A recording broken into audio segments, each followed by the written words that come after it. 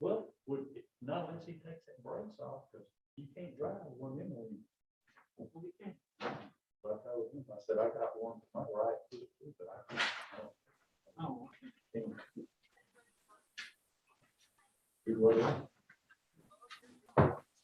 Hey, one. You're the most. Oh, you want to get all the money. No, sir. Oh, My wife may have some, but I don't. You never get go. Yes, sir. So we can have here today? No.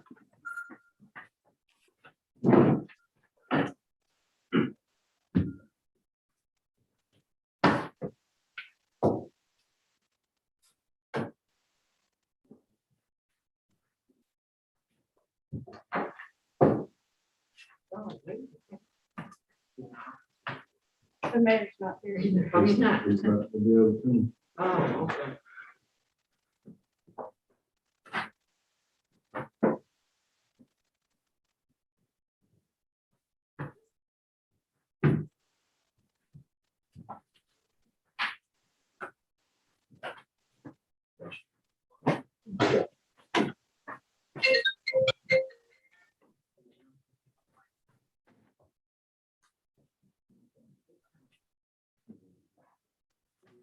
You know.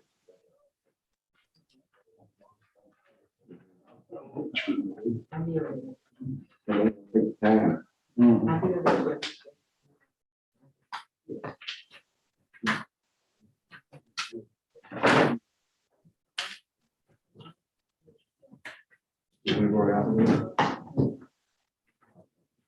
I think in probably 300,000.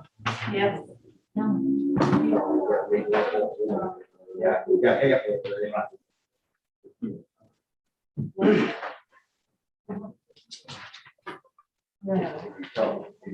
Government can send out now what rules, what to do with it. You're under 5 million, something like that. You basically about to do anything you want with it. It's not crazy.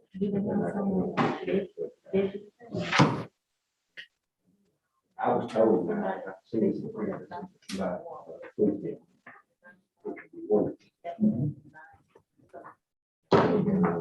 That alone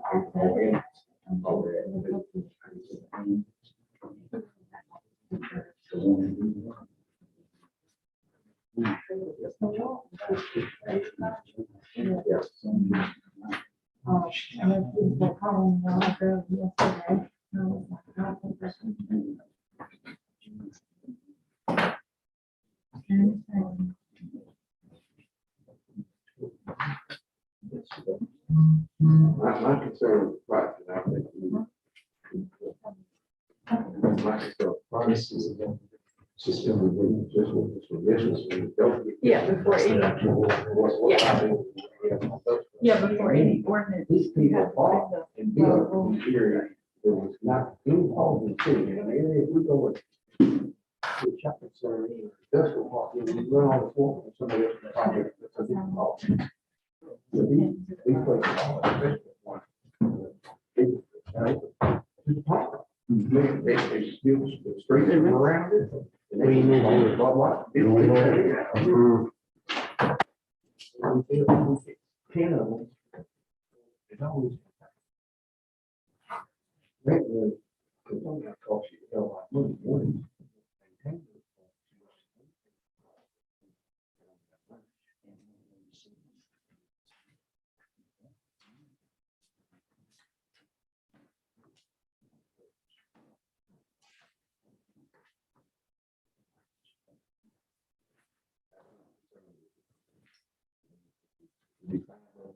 I more out there where those people.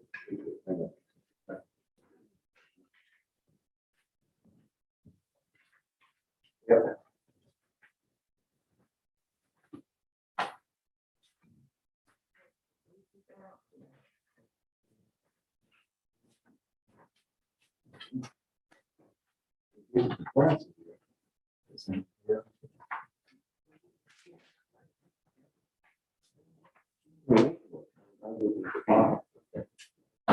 yeah, that bottom. Yeah. pretty good bit of difference. That's a pretty good bit of difference. 6 versus 4.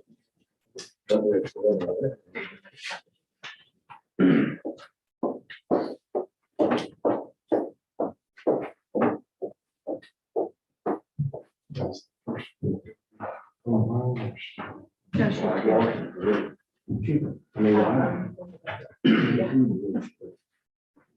All right, we'll go ahead and call this work session to order. Okay, the council. Charles and Ken, I know will not be here tonight. I'm not sure about that. That could be at all, or they could be late. No, they're not. They're sick. Okay. So the first order of business is Ms. Lasagna Kennedy. So, you have the floor, man. Thank you all for your time and putting me on the agenda. I just got a copy of it, but I guess that works since I'm first. I don't have to be concerned about that. I'm going to pass out some information here.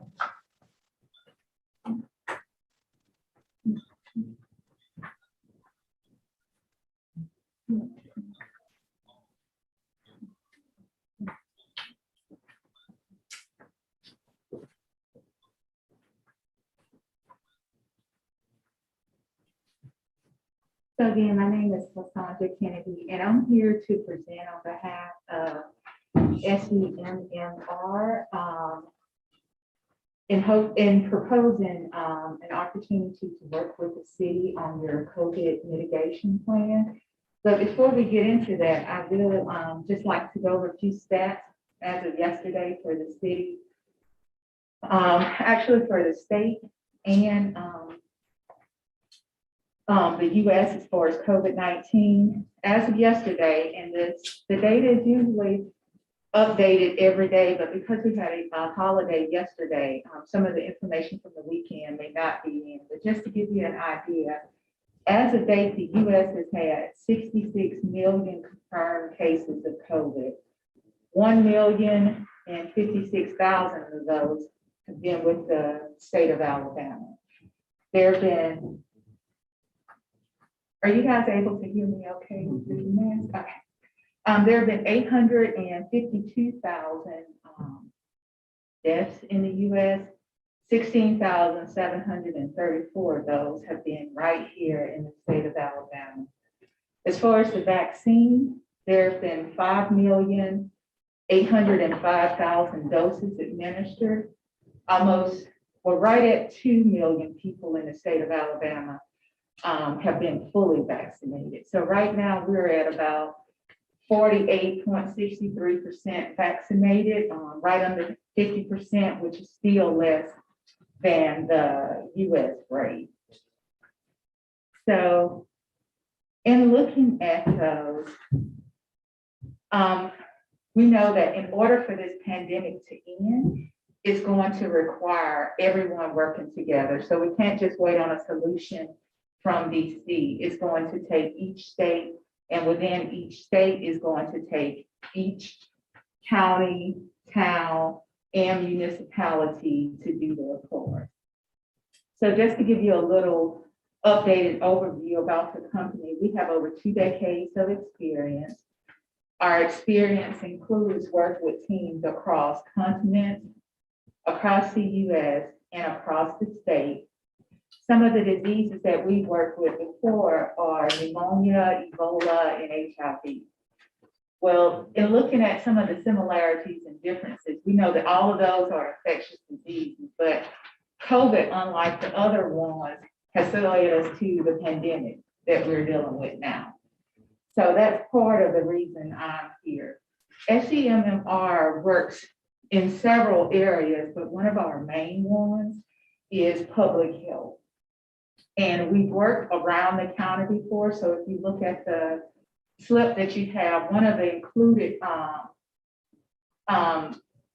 papers has some photos from work that we've done in other cities, and that's with testing and with vaccination. And I'm sure you've probably seen some in the paper that may have just gone under a whole county view, but those are just some photos and examples of what we've done in Monroe County. So one of your questions may be, how can SEMMR assist Monroe? Well, there are plenty of areas that we can serve in. Our priority is to work primarily with district representatives and with the city to develop the best strategies on trying to end this pandemic. Examples from other cities, and again, each city has its own unique plan, but some of the other cities have looked at testing centers or vaccination centers, community testing events or community vaccination events, providing educational materials. One of the things in having our company with the city, or one of the assets, is that you'll have access to skilled professionals who dealt with not necessarily COVID, because COVID is a novel disease for everyone, but who dealt with these situations before. And you'll also have access to information that we can provide the city from federal and state updates. For example, pretty soon, or we're hoping, home testing kits will be available. So one of the things that we can do is provide information to those resources, either directly to the citizens or to you, so you can take it back to your representative community.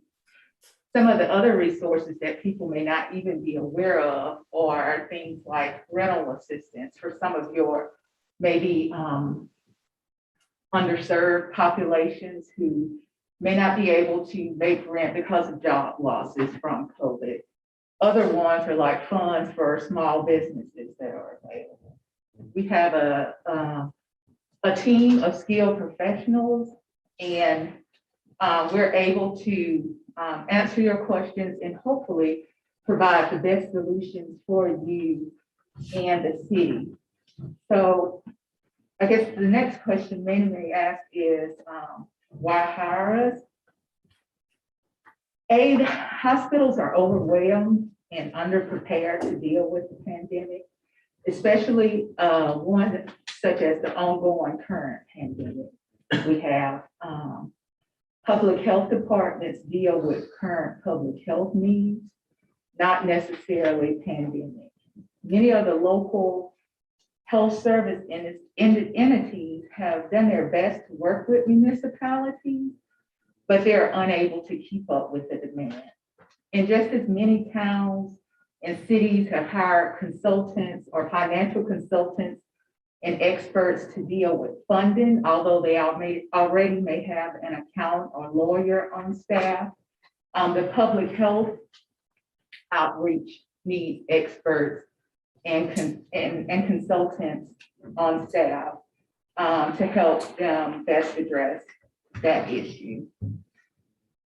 So again, we're dedicated and committed. We're responsible to the community. The ROI is 100-fold. So the cost is very small in comparison to the funding that's available. It comes out to like less than 5 cents on a dollar. And we bring a level of expertise. So just like you may not be able to go to your general practitioner for surgery, although you may really like your doctors, they're not in that area to provide surgery.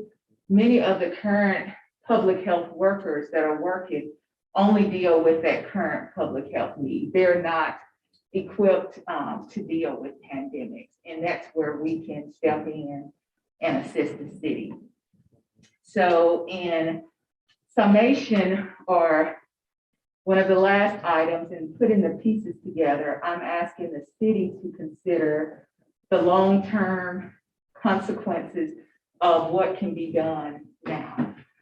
So 10, 20, 30, 40 years from now, what will your kids or grandkids or the future citizens of Monroeville say that the city did? Did they build roads and trust me, I've been in parts of the county and I know the roads. There's some roads that make you use a little service, but will they be able to say that roads and roofs were built? Or will they say that the city did its best to address the needs of the people? Because at the end of the day, a road and a roof is no good if there are not people who drive on them or individuals to live up under those places.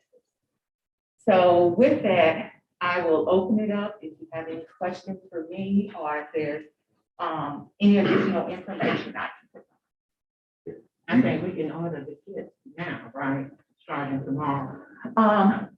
Well, again, in each area, I guess it depends. And one of the things that we're trying to do is like help provide that information for the home. Do you mean as an individual or for the I just city? saw something online and I thought we could order.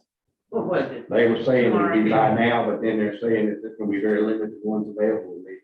So they don't have a supply yet. And some are still trying to work with insurance companies to make sure stuff is covered. But Now, there was some national statistics that the home units are less than 50% accurate. yes, some of the most accurate tests are going to be your PCR ones, which take a few days. These don't provide that. Yeah. So which is where the community testing events will come in. We have not had an issue I know of on testing, except for there was some test numbers ran out last week at the health department. But we've been pretty well handling the vaccinations, and been very well coordinated in this county, and also the testing is very well coordinated in this county. Yes, for the most part, usually that's how it is. The cities will say, yeah, we're doing pretty good, but we ask the cities to consider the populations that are on the brink. For people who are in Monroeville, that's fine and well, but for the pockets that are a little outside of the city or other individuals, we try to take it to those communities. But that would be a county issue. Have you discussed it with the county? Well, not so much the different, say, areas with Section 8 Section 8 housing within the city. We've also spoken with the county. The county is still working on trying to get their plan together. But yeah, one of the things about the cities and one of the reasons it's important to reach each of the smaller underserved communities is because with Monroeville, there's only one post office. There's only one Walmart, 2 grocery stores. People outside of the city are going to come into the city. And when they come, they're bringing whatever with them. So pretty much in the same ways where we thought we had the pandemic under control, and Delta came along and then Omicron from South Africa, it kind of shows or highlights the need to pay attention to the underserved communities. Because even though that was way on another continent in another country, we're now dealing with the Omicron variant. So we have to address as much as possible the needs of each part of the community and not that just the major, not just within the city. But we have worked with the Southwestern part of Alabama Public Health with Chad and Suzanne to deliver some of the testing that's available and work in some of the communities. So that, again, that's something that we could also offer to. You said there is a charge for your services. What is it based on? So our charge is covered under funds from the American Rescue Plan, and I don't know if you guys are utilizing the League of Alabama League of Municipalities, but they've listed some of the areas that are funded, and just to briefly highlight some of those for you, it knows that launching this much needed relief is to support COVID-19 response efforts to continue to decrease the spread of the virus and bring the pandemic under control. Another one is to address systematic public health and economic challenges that have contributed to the unequal impact of the pandemic on certain parts of the population. And again, that's part of what we do. But one of the major ones that I wanted to go over was that it is to support public health expenditures by funding COVID-19 mitigation efforts.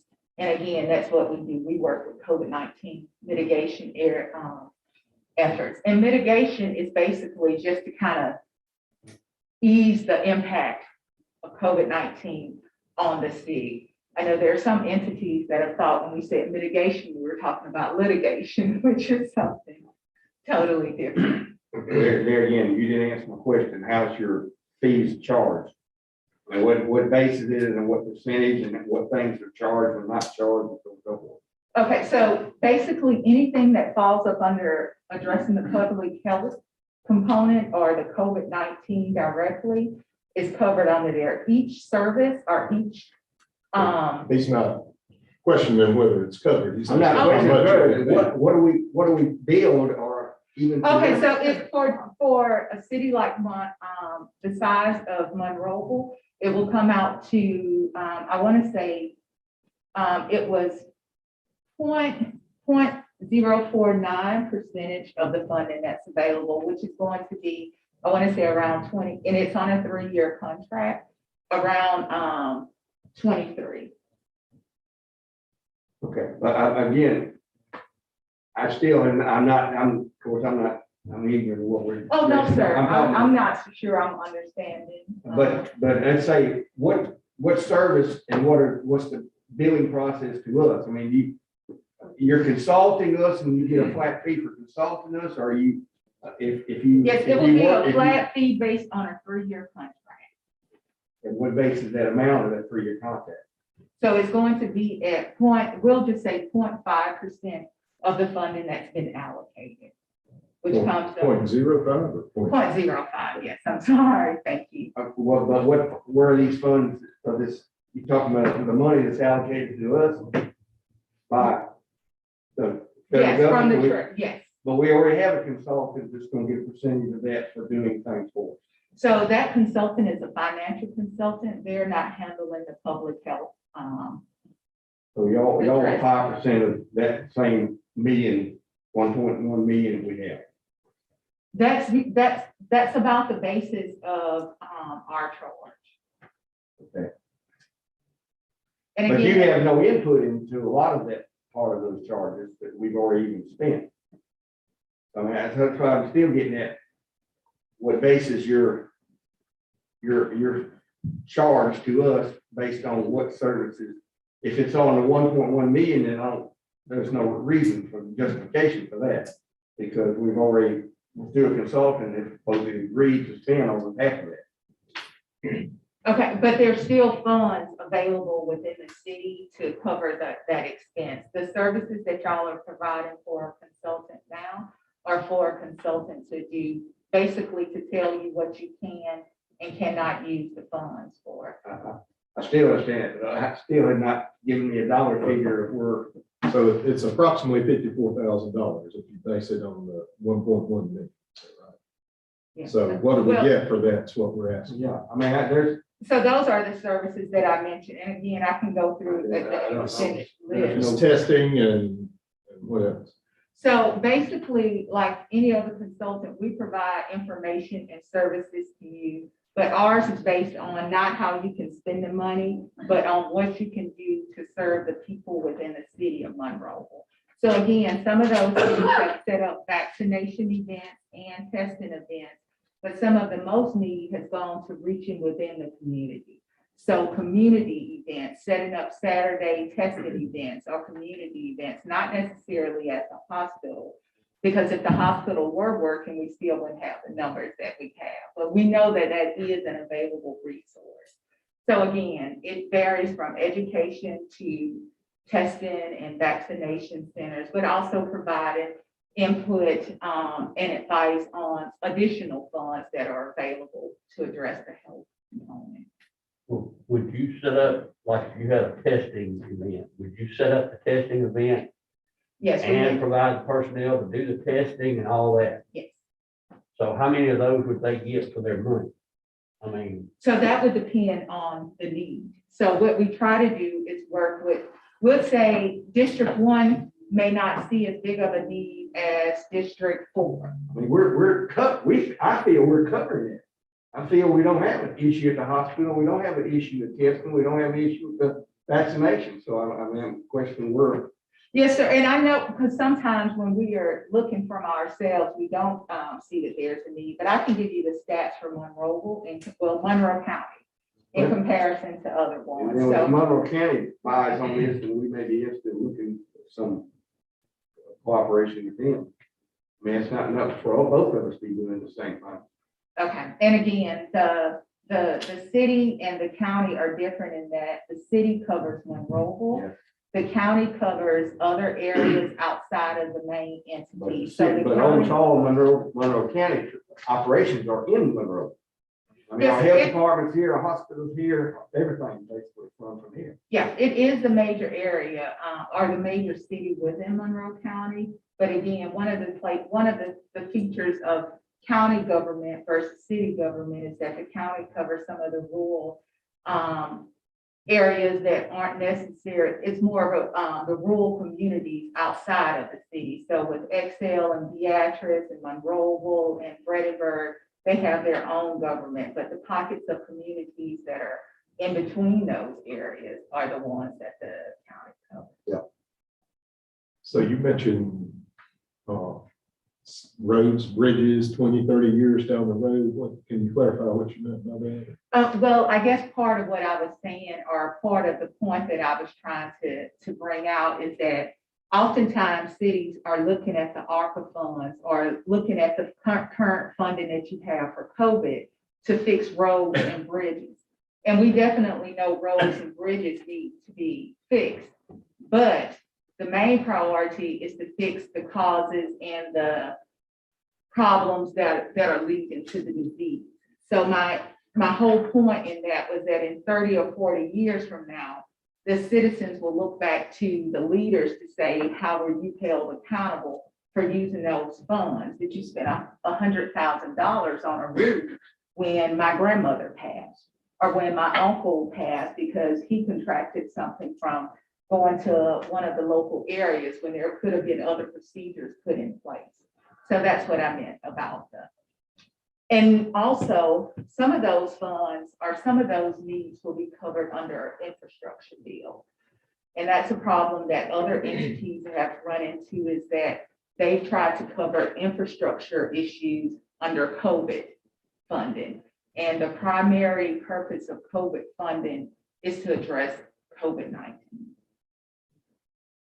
Well, this is informational for us. We can certainly take this under advisement and let you know if we have any further questions. Okay, I okay. appreciate your time and coming to present this. You are more than welcome. Thank you. Are you from Monroe County or? Originally, yes, Oh, yes. okay. Where is your You're not- base you're not- operation out of? Oh, our base operation is out of Dothan. And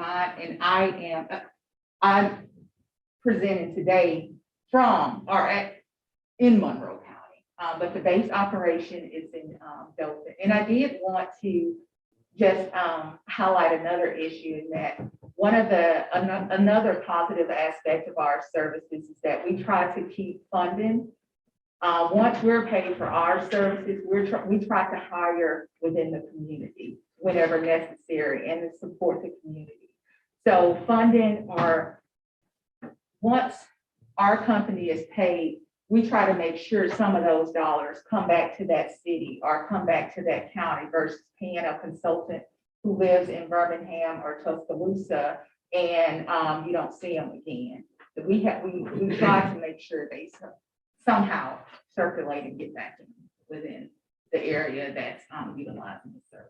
And are you saying you'll be bringing additional funding, or you're wanting part of the funding we already allocated? No, the initial cost will come from the funding that's already been allocated. But again, one of the aspects or positive aspects of our services is that we can help the city obtain and be aware of other additional funding that they may use as well. But we appreciate your time and coming to present to us. You're welcome. And this, Tamika, should I just wait to hear back from her?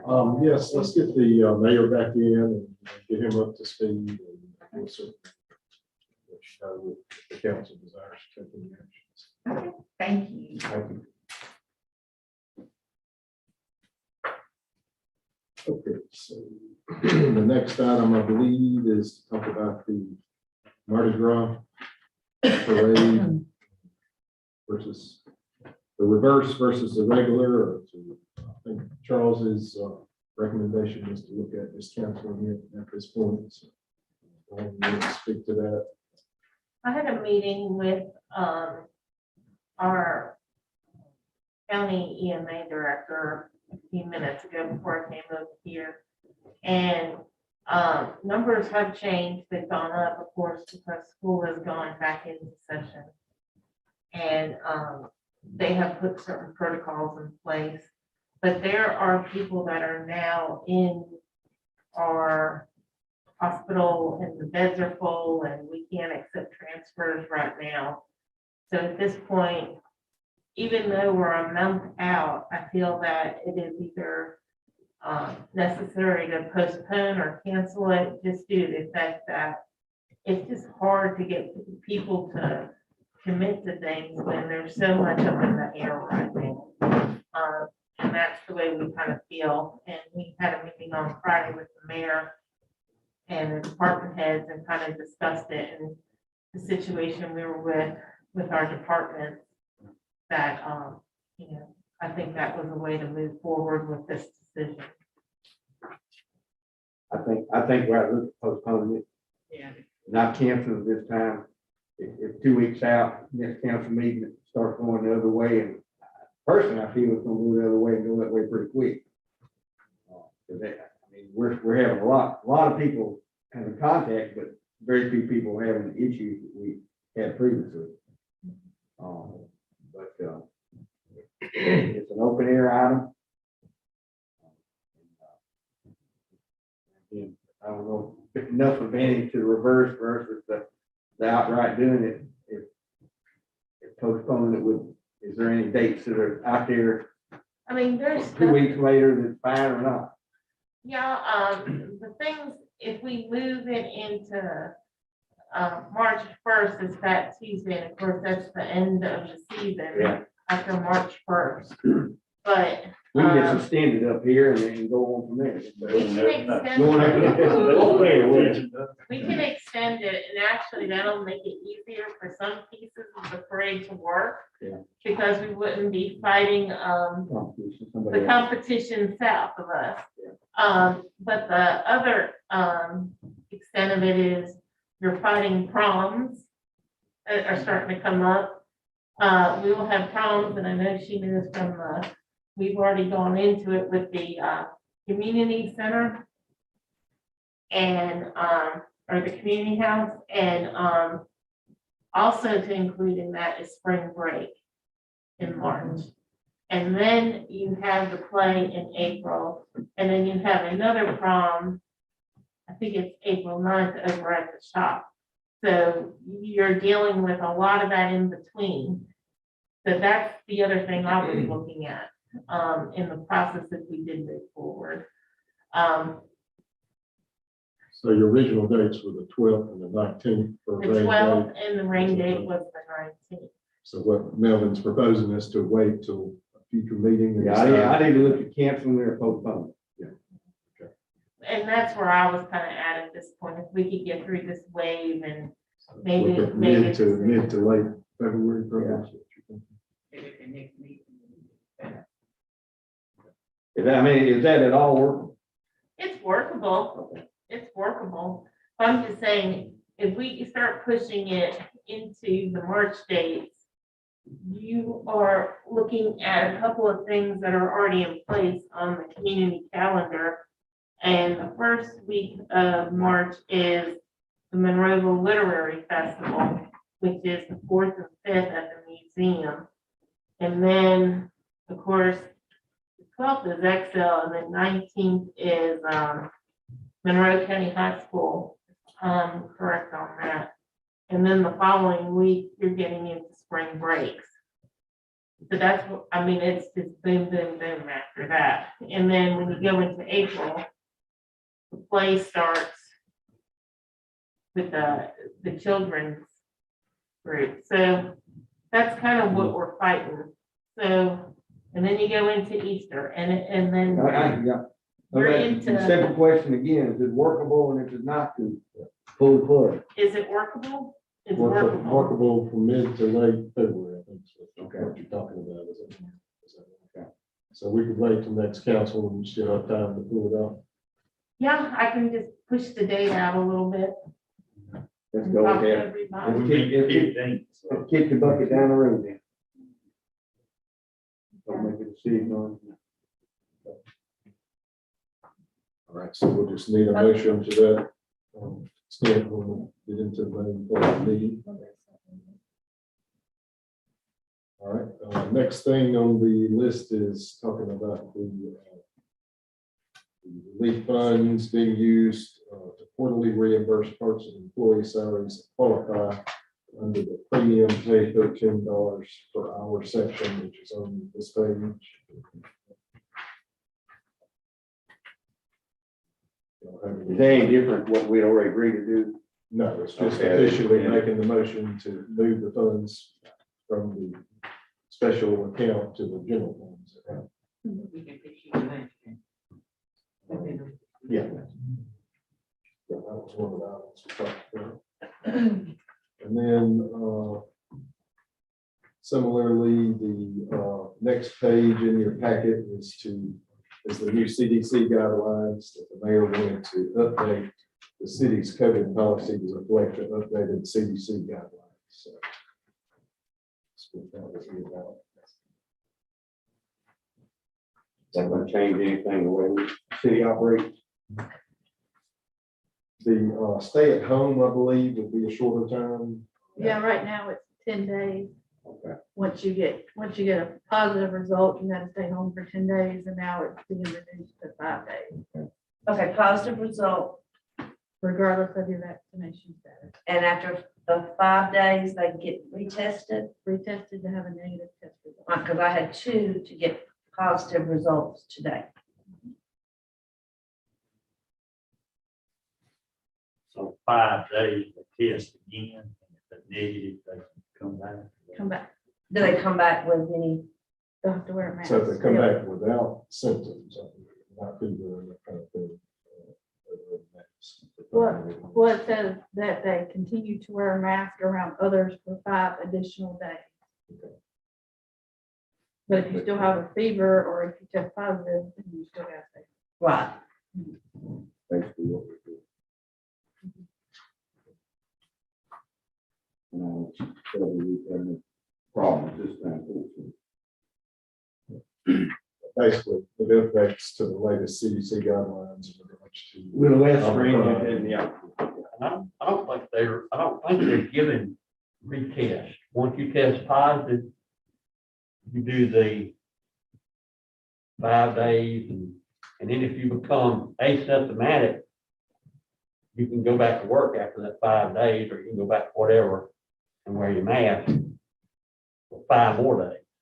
But because we've had a couple of people, so they went to the health department to get a negative, to get a test, to see if they tested negative, and they said they don't There's a do man right there, to answer the question. Speak. it. Are they giving tests now, Chuck? I'm sorry, What's your test been positive for COVID? what are you asking? We're talking about the change of policy of, we need to test and we need to go back to work. And you have to be retested after 5 days in Are order. you talking about to the be- CDC? Yeah. Changes that. After 5 days of your diagnosis or your positive test, you're free to go back to work if you're vaccinated. You wear a mask for another 5 days. At first, they said you don't have to test negative, but now, after a bit of backlash, they want you to test negative. But it's not a requirement to go back, they just want you to test. I know that's convoluted, but this is what it. I see the health department last week was telling folks, we're not giving, once you test positive and you do the 5 days and all, and you feel fine, you're not having a fever or nothing, that we're not giving, because the tests are so limited. Well, and it's gotten worse since then because now they don't have any rapid tests in the health department. And if you go to get a test, then you have to have symptoms before they'll send the test off. So it's a lot more restricted. The thing that they, after the 5 days, and then wanting you to go back to work, that is also if you have no fever for 24 hours without using any kind of fever reducing agent like Tylenol. If you don't have fever for 24 hours, then you're good to go back after the 5. And that's if you're vaccinated or not I vaccinated. think you're right. And if you're not vaccinated, It's 10 days. okay. Any other questions in that policy? The next item is this state of Alabama logo one for Christopher's PR City Diner. Trying to set a public hearing for the alcohol license. And that's being proposed for February 1st.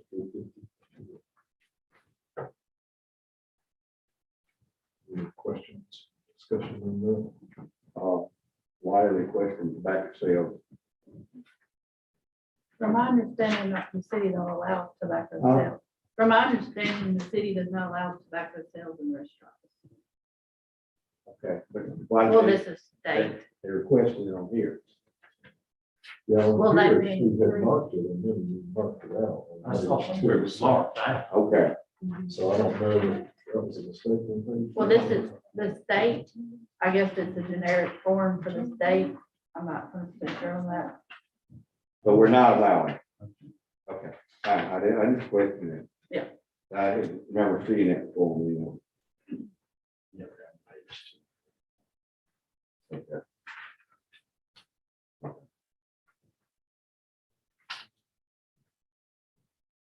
So it's going in her name, not his? Okay.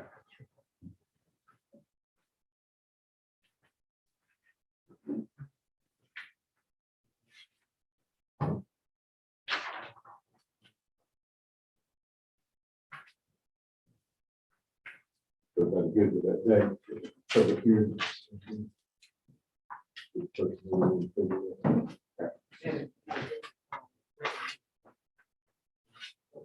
That's the day of. The- For the council. Okay, the HVAC system for the community house. Does everybody have the quotes in front of you? Unless the third one brought it in to y'all, I only got the 2. Got the Boston and the front of the license. You have a recommendation, Ms. Senator?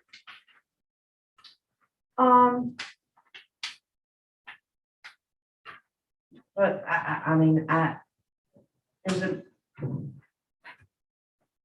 it's always, I know, you know, it's always best to put new in, you know.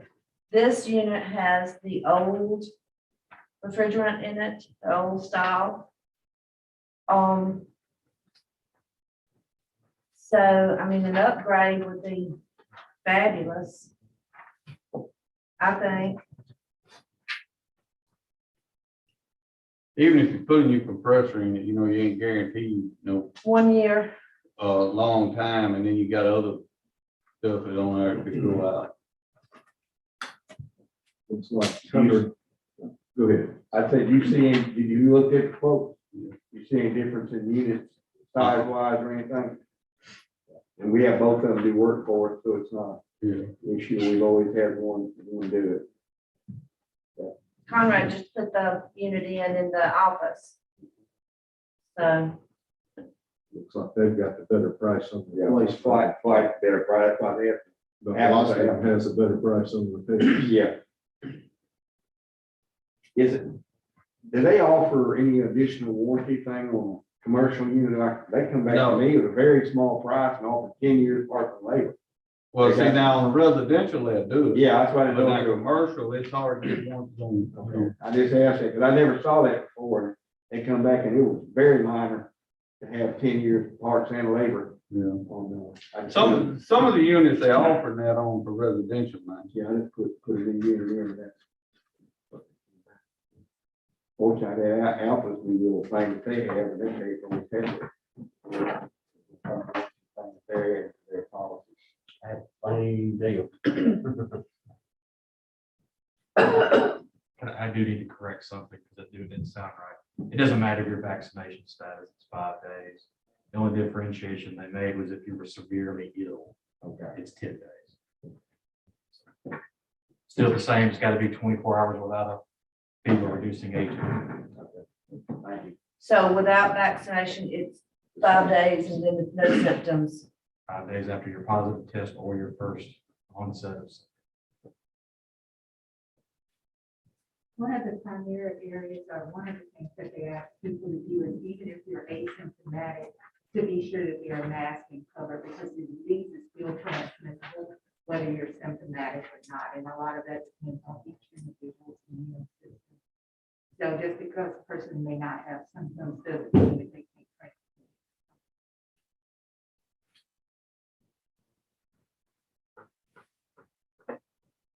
Okay. If we got the funds, go into these interviews. We got, is it available? No, this isn't budgeted. This is from my understanding coming from that ARP. I understand that. Oh, okay, that's what you're, okay. Yeah, it's not budgeted. Okay. No. But it would qualify. I think so. I think- Or in transfer. We already have the filtration system added there. Do we add that? They would just need to remove it like they did off the old system in the office and attach it back to this one. So that wouldn't be an extra cost. Amanda, do we have a running, balance? I know we got, roughly about 600,000 on this initial ARP fund. Yes, sir. Or do we have any kind of running balance of what we promised or what we've spent or anything? The only thing I've transferred is when we gave our one-time raise to our employee. Is there a total though on all that stuff we voted on to allow us to go forward westbound? Is that 300? Tamika hasn't given me that, so I haven't transferred. Because anything. on this, on this sheet, it's showing the $214,500 for the first responder salaries from March to September. All right, then we've got another figure here, another $214,500 for the M block, the computer room, the ambulance, the community house rental reimbursement for the food bank, and the volunteer firefighters, $500 each, which is another two. And then last meeting, we did what, 92,000? I guess that was for the one-time pay raise and the safety meeting, right? As far as I know, the only thing that has been approved was just the one-time pay raise. The other amounts, I think, we're still trying to get with Tri-States so that he can get it together and make sure that But it is. with all of this, that's over 500,000, and we only got 600, so, we need. But now part of that is just moving it from the funds to the general fund. Well, it's also going to increase. Yeah, To go, and we've approved him to go forward, but he hasn't given us. Right, we've got to make the motions and all that. yeah, the 214 for the salaries is moving from the ARP to the general fund. But still, But still, we're using our ARP. right, we need to know, we need a running balance on the ARP fund. So we ask Tamika to get us a tab on that and email it to you. Yeah, I can, But the only thing we voted on actually is the 90.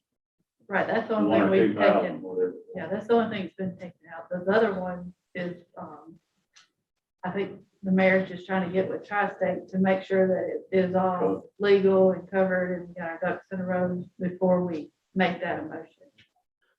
Amanda, can y'all hear me? Yes, sir. Oh, okay, all right. The 214 is a summation of all those other projects in there that I had given the list that you guys had the letter on. That totals up to that 214 is the amount that would be transferred in salaries from the general fund to the ARP funds, which would free up our general fund monies to do those other projects. So it's the 214 is one number. That'd be the total amount for the transfers. So Mayor, you said 214 out of the 600 is what you're saying? Yes.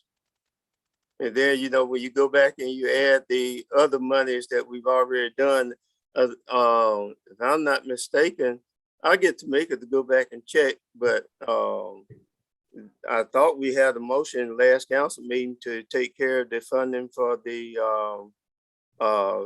that was for the one-time pay raise and also for the public the safety meeting and PPE stuff that was given out during that meeting. I'll go back and have to make a check. But I think we did a motion to do that, or resolution to that effect. According to the sheet that from Mr. Scott, there's two different 214,500. So I don't know. Yeah, well, the 214,500. One time for the reimbursement of salaries, that's one 214,500. Then there's another 214,500 that he has listed for Sterling, the computer room, assistance with ambulance, the community house rental, and volunteer firefighters. So there's actually two different categories rather than just one. Now, what it is that list that he gave you there that's itemized, that totals the 214,000 for those objects. Now, under the American Rescue Plan, what we can do is that we can move the expenditures for the salaries of the first responders to the American Rescue Plan, and that frees up that 214,000 to pay for those items that you just read off. So it's the total amount of the monies. It's not two different 214,000. It's just where you moving the expenditures to cover the items that were listed in there. Okay, I understand, but that wasn't what his email said. So yeah, I don't have the letter. I kind of limited, guys, when they told me I was quarantined today, so I don't have the hard copy of the letter or anything here in front of me, but I had read it. And in my discussions with him, that was the purpose of providing that information in there. So the first 214 would be to move it from the ARP funds to the general fund. And then the second 214 would be spent out of general fund. Is that right, Matt? Right. The first one is to move the salaries of the first responders, is at 214,000 to the ARP funds. That frees up that money to cover those other expenditures that were listed in the letter that totaled up to that 214.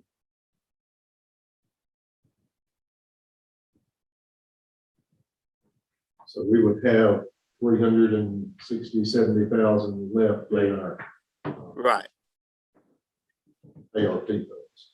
Right. Yeah, we did last time. It said in the minutes that we approved 87.5 for the one-time payment of the PPE safety training.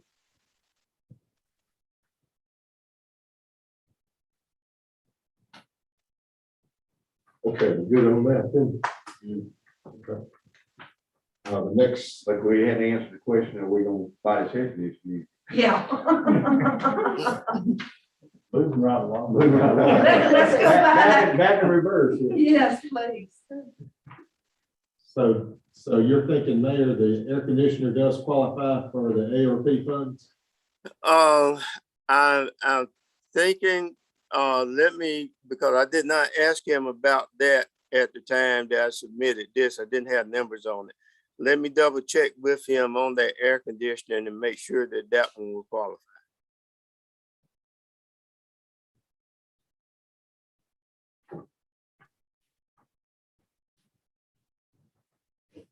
So but if it doesn't, what we can do, we can move some more first responder salaries to the ARP fund, and that would free up some general fund money that we could purchase it with. That price is $11,850. Right.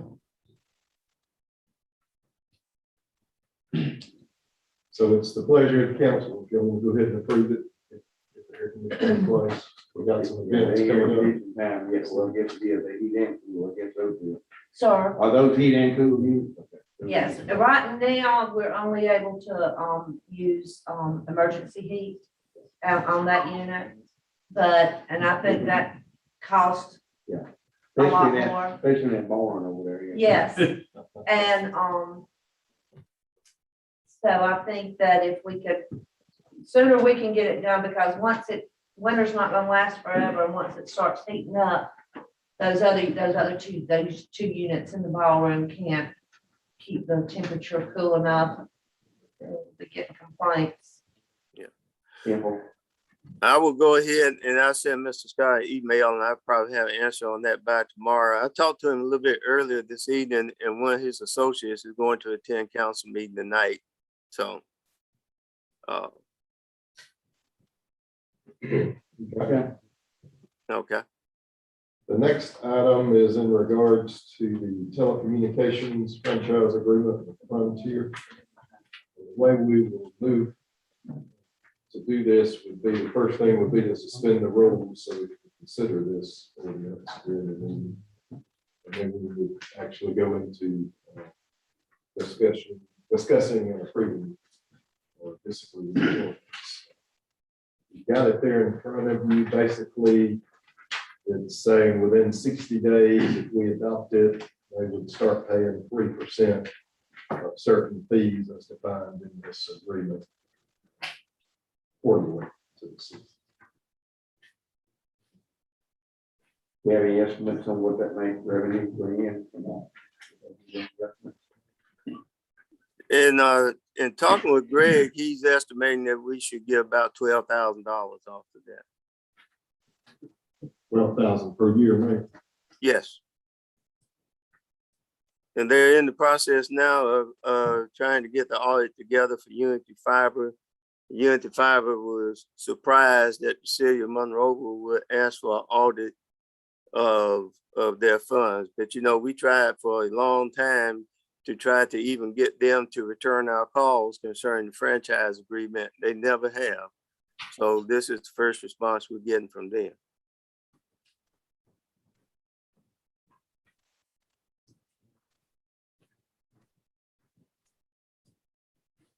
And I'm assuming, Mayor, do you know Frontier's in agreement with all these funds? Yes, talking to Greg, it wasn't it wasn't a big issue to get it accomplished. They had just finished negotiating some franchise agreements with them out on the West Coast and some town up in Washington. And so they had access to the people that made decisions at Frontier, and went very smoothly according to him.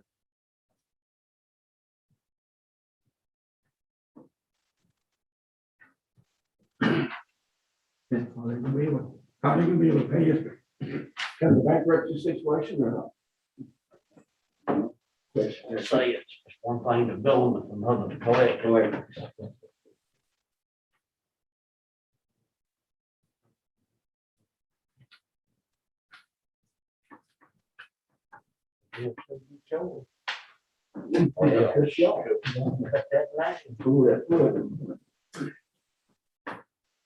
If you want to know what 3% is calculated on, it's in the appendix A of the last page. Certain fees.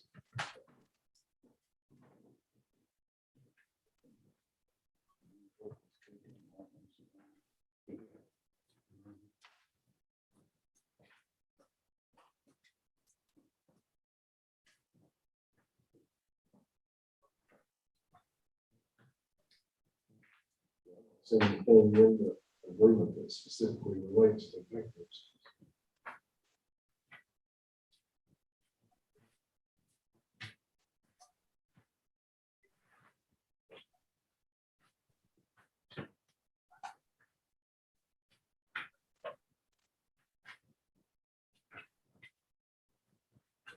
Okay, everybody good on that? Questions answered? Okay, we got Mr. Trick Ward here with Alabama Power. Appreciate you coming in, sir. Yes, sir. We're gonna talk about some additional lighting for the Main Street parking lot. Is that right? Yes, sir. I was unfortunately not able to make the meeting last week. Michael had more information on it than I do. I was in a quarantine myself, but anyway, I think Christy Silvernagle with our LED lighting group came up and met with him. Discussed proper placement of lights on both the parking lot where I'm gonna say big trucks, 18-wheelers park, as well as the parking lot. The shuttle company. Is that right, Mike? Yeah. I think the terms I looked at was a 36-month term. Those are LED floodlights. It would require us to set new poles as well as new wire for both of those lots, but it looks like it's $275.28 is the monthly cost, and that's on a 36-month term there. If I'm not mistaken, it's 122 watt light or bulbs as well as 218 watt bulbs. So total of 7. It's 3 of the 122 watts, and then it's 4 of the 218 watts.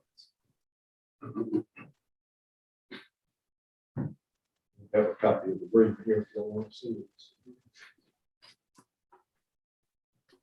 So it's about, we, for some reason, we decide we don't need as many lights. Is it adoptable or changeable in the future?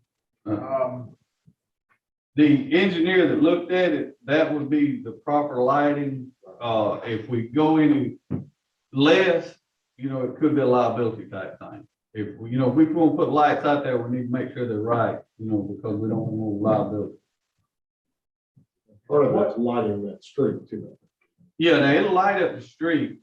Now I did talk with Miss July this morning with the shuttle company, and she's still willing to help us, pay for the part that on the parking lot that they're gonna use. And I've done some, rough figuring, and their part would be about $120 a month, about 117 something. And I told her that, and she, the way she talked to me this morning, she's willing to help with. Is there any way that these can be cut off for a day type situation? It's like a one switch thing or not? What do you mean? I'm talking about movie night. I mean, interfere with that, we continue to do that. I mean, it would be a couple of events, would be just for a night type thing. They would not have individual breakers to them. I mean, they have a photo cell on top of them that, would sense when they need to come on or off. Yeah. I don't know if there's one breaker on the end to cut them all off or not. It's highly doubtful there, because they wouldn't be individual meters lighting. The only way you can do that is if you access the photo cell. I don't know how. Well, now the way that we set the movie screen, the trailer for the movie screen and all, and the way these lights are gonna be positioned, I don't think it's gonna actually bother that screen. Have you looked, did you get a copy of the map? I'm just asking that question. Yeah. I know that's out there. See, now, the lights are gonna be, you're gonna have shining on the parking lot, and we set that trailer up right there, put the screen on. So I don't think it's gonna affect it. But I again asked the question if there's one lead coming in, if you can kill the whole deal for, like I said, one night, that's right. No, it actually, That's planned ahead of time, could that be done? it actually be coming from 2 different lines. Yeah, so she's got this drawn up the most economically feasible way. It's being fed from 2 different directions. Okay. The only way to do that would be to drop the fuse coming off the transformer out of the little house. I guess that's to the west. I'm trying to look at this map. I'm looking at it upside down on this phone, but I guess that's to the west of the parking lot there. Yeah. It's being fed from 2 different areas. The only way to do that would be to drop those fuses. Okay, I see what you said, that may work fine, but I just No, that's out there, and just that's another question. We do, the chamber does a movie night 4, 5, 6 times in the summer. And that's, they use that all area. And actually try not to have the trucks in there when they do that also for parking. Every Thursday.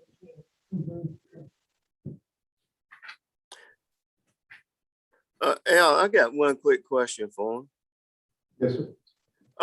That $275 per month, is that per light or is that for all 4 lights? That's the whole thing. That's all of them. That would be the additional cost, Mayor, for all those lights and poles as well as your wire and everything.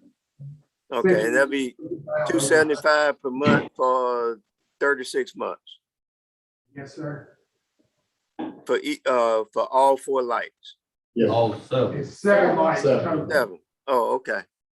Yeah, there's 4 218 watt floodlights and the posts that they're mounted on, and then 322 watt area lights. Okay. Assuming those for those too. Yes, There's no others. yes, sir.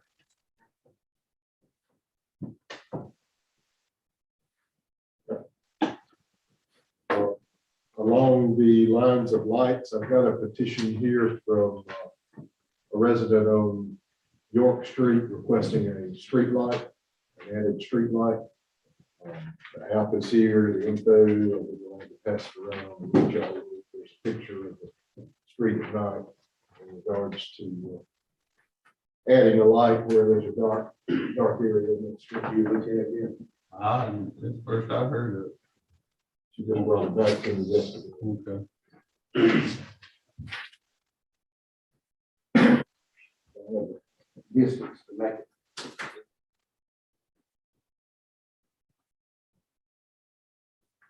Yeah, currently it's 423, I think, between the 2 lights that are there. Okay. Yeah, but is there a pole to put one on? There is. There's 2 poles actually along there. Now, one thing I understand is 420 something feet between the 2 poles where the lights are now, but city policy reads the lights have to be spaced out at least 300 feet. If you do that, those poles over there, I think, is on 100-foot spacing. So, you're gonna have 2 lights within 100 foot of each other. I'd have to go over and exactly measure, but I imagine those poles in that neighborhood right there is on 100-foot spacing. Yeah, it would be, I measured it, it's So the nearest light to that pole. the nearest light to the proposed pole would be like 265 feet. I've got one that you just turned down for the same thing. It was like within, right on over 200 feet. And see, a lot of the neighborhoods like that, they say it's in between the intersection. And, we try to, whenever we've done all that years ago, when we've done all the refiguring on all that, we made sure that all intersections were lit up. And, that kind of cut out on some other light. The other issue in that neighborhood too is a lot of shade, a lot of trees. Yeah. And see, now, trees play a lot in blocking the light, especially going down the street. But, these LEDs have actually gave us a little bit more.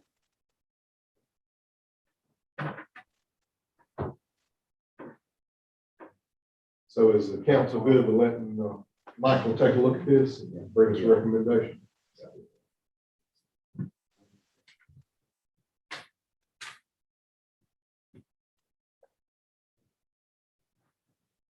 Okay, I think anybody have anything else? I do have a question. If we proceed to postpone with the parade, but continue with the parade, what is the situation going to be with golf carts? And, because we had this issue come up last year, and I thought everything was fine. And then all of a sudden, I had the golf cart companies pulled out of the parade. So that's another question I was gonna add to this is, how do you all feel about the people that have the golf carts and the extras in the parade. That, the Monroeville Golf Cart Company wants to add in their golf carts, and they don't want to buy stuff unless they're afraid to be in the parade.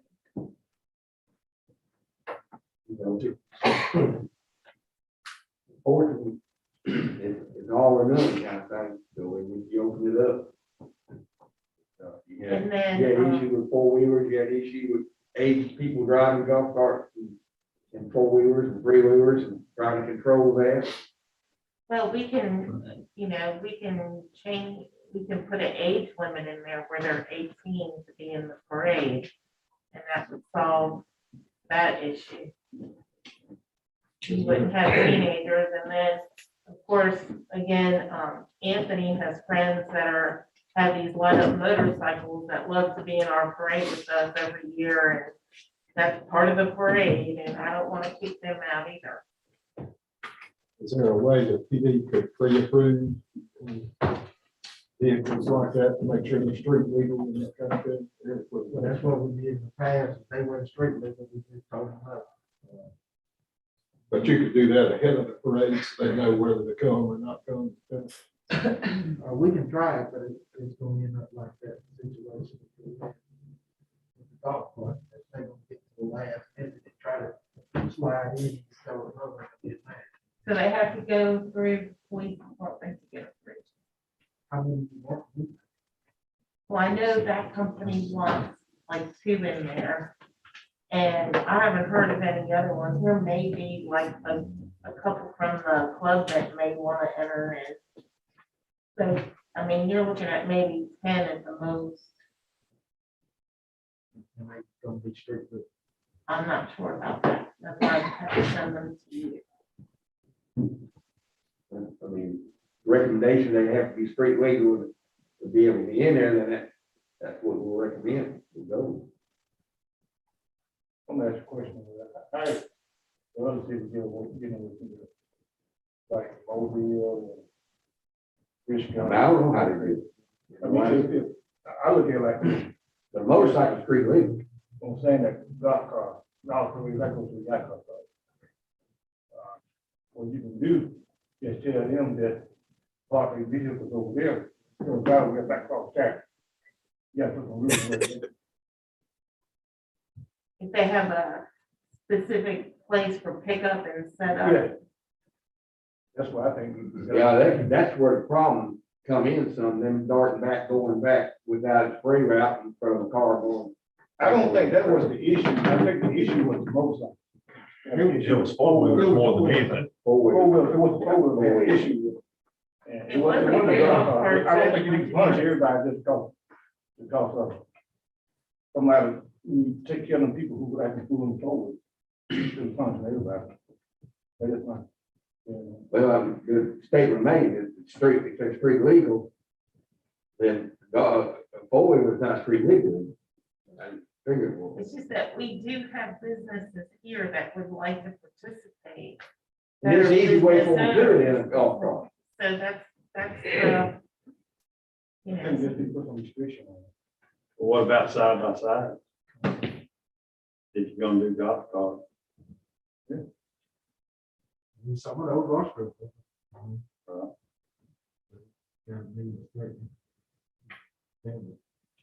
I just think that, if we had them cleared through the police department ahead of time and let them kind of say yay or nay with it, I think would be okay, because that's how we've done it in the past. And they're mainly, it's mirrors and lights primarily. Mirrors, lights, turn signals. That's right. But now, I just don't want to kick people out of a parade because they do have a business. but they'll come back, next year, they'll want to do a parade. And how long? It may be for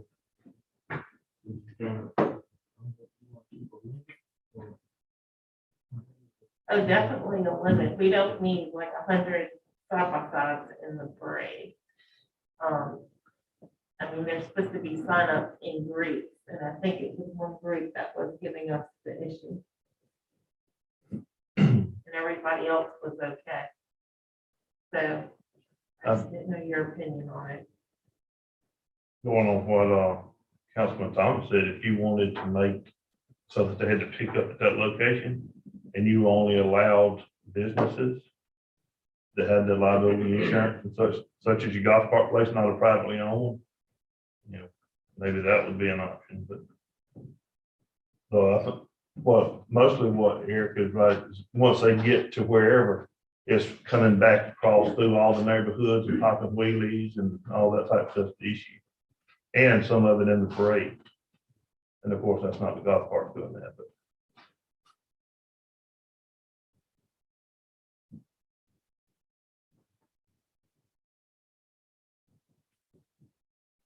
So it sounds like maybe you and Mandy can get together and decide if you want to do the thing where they ride in the parade and then pick up, or if you want to do, Between now and then, council, we can have, y'all determine what the requirements will be. And are the motorcycles okay? Because those are, I mean, it's a bunch of guys already, you know, they're in their late 50s and 60s, and they've got them lit up, and you know, I've never had an issue with that. motorcycles are true. Yeah.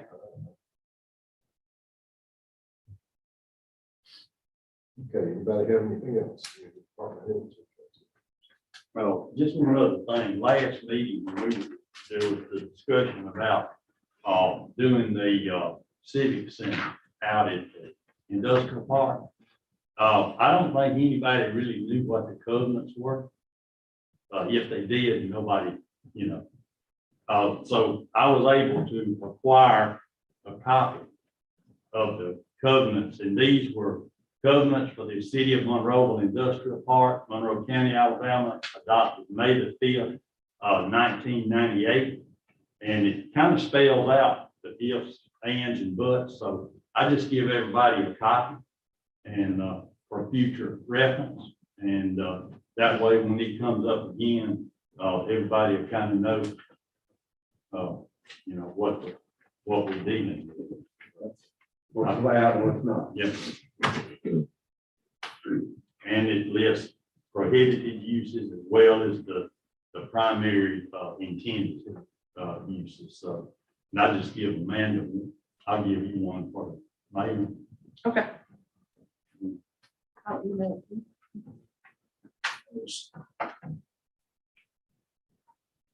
There's always fast and plan.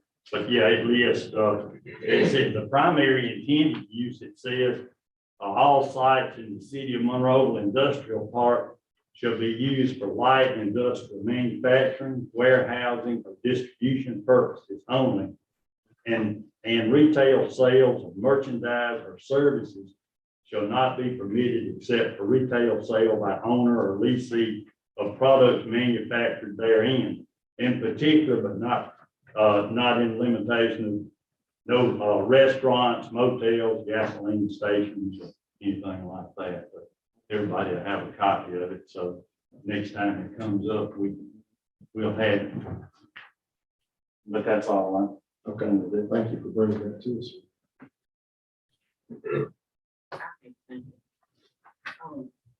I haven't seen any of the students.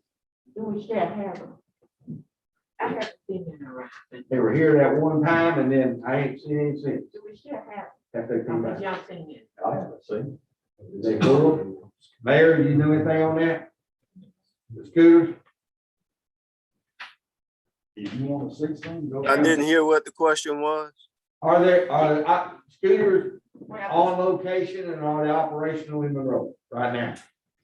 Yes, sir.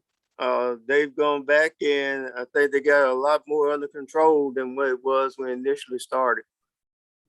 But I have not in the last week seen a scooter parked anywhere or being driven anywhere. Yeah. Well, I they saw it first came back, but then about 2 days later, they all disappeared. yes. Well, they have not contacted me and said that, you know, that they were pulling out or anything of that nature. They had gotten a new manager for the area and he was working on the designated areas that they could park them. And, you know, we put that limitation on there. We had to earn your driver's license. So that got rid of a lot of the underage children that are young people, I guess I should say, that who were actually not supposed to be riding them. I think they took them all to Pensacola, Mayor. They everywhere down there. They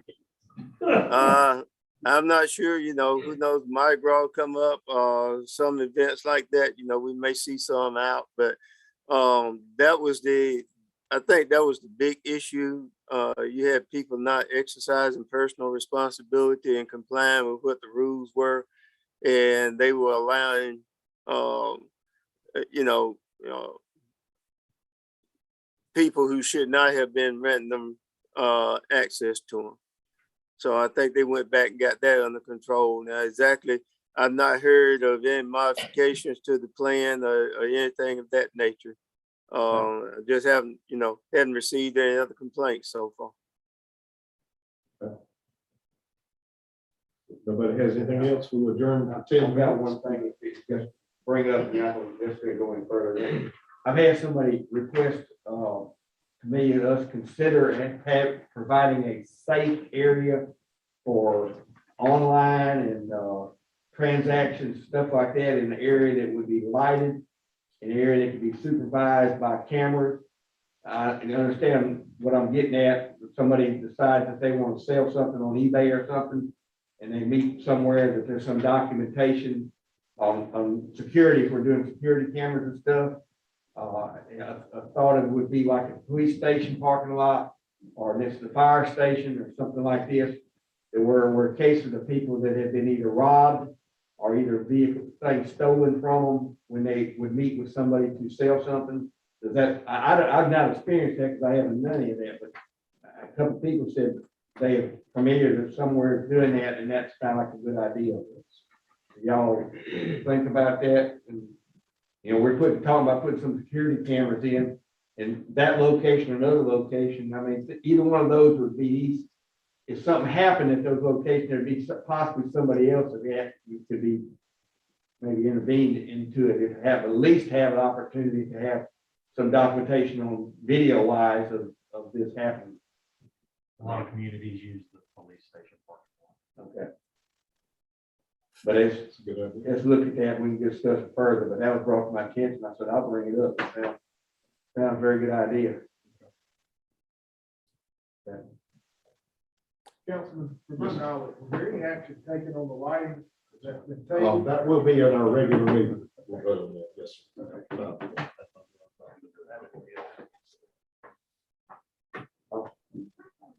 I'm not yet.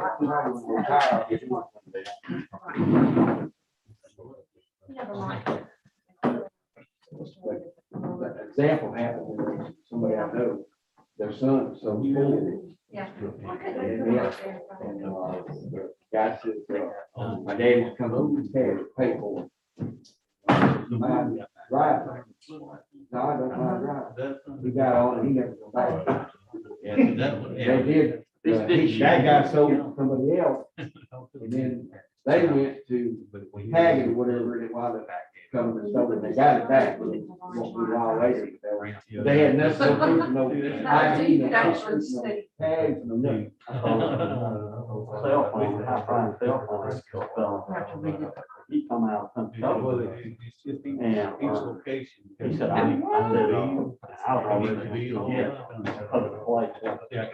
and he said, I tell you what, I got a ride to go up there. He said, I need to ride. He said, I will check the phone out too.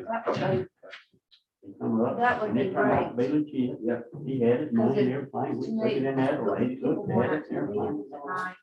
But yeah, you can. You know, it could be stolen, or either robbed, or whatever it is, both directions. Good example. Well, you know, there's one right there. Good looking cars.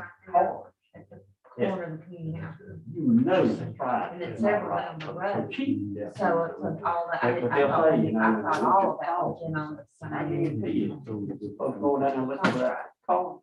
Probably get robbed. Park Drive would be Park I Drive. got a deal on that phone this week. You know, every This is the rise of the youth compromise region. So it's three problems. And, I got it. I was in the column this week. I talked to them today and they said, yeah, we were away last Saturday and Sunday. They were doing that. Gail knew better than the fact that we do have an account with them, but it's not. I don't think they. Not at all.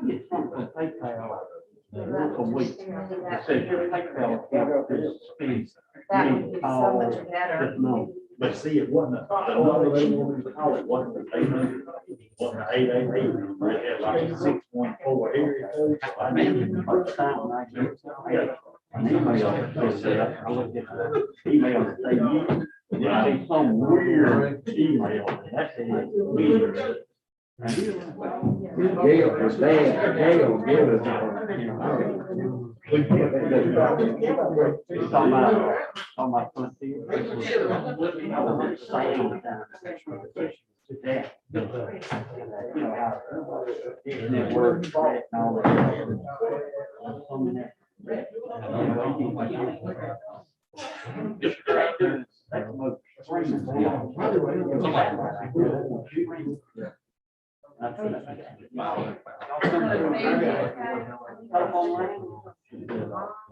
That or cable, not cable, you got.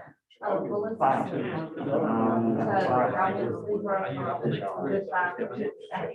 Depending how good. Could be up to 10.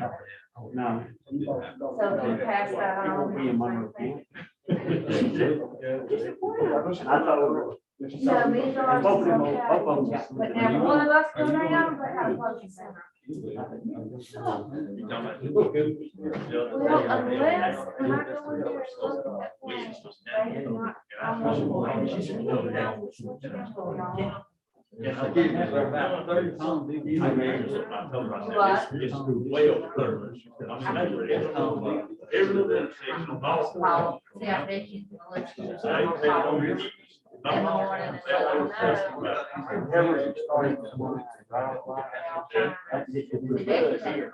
That's what they were making. Today, David was positive last week.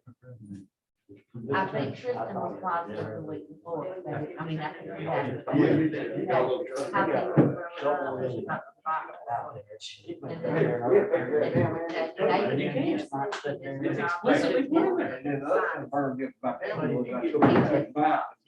That's the issue with today.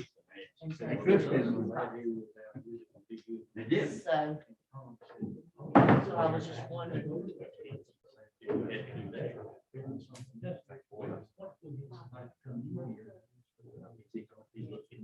Lose that land, is it gonna be, okay, how we gonna buy this down? It's got the wrong water. Sewer, electric. Which is already happened. That's primary care.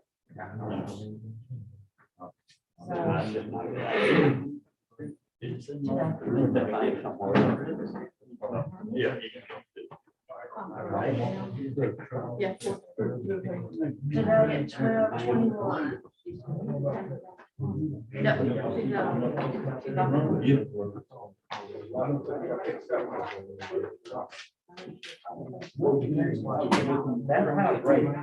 He's good. Police are. That's what I told him. I told him if I retire, If you're blind, nobody comes out. Amanda, can I email to your phone? We talked about that. Melissa and Becky's test results? Yeah, just send it to my work.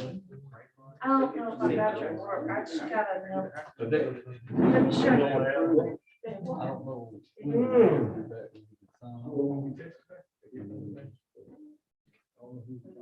I don't know. That's Melissa. I don't know if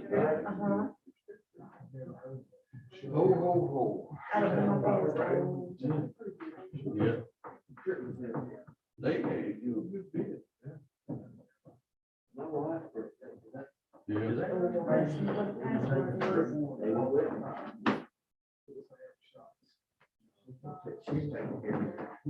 don't know. I I water them all. I've got you. do not, I promise you that. He was- My brother, I told my brother, that's. Yeah, we're gonna go out and That helped me with, my brother had all.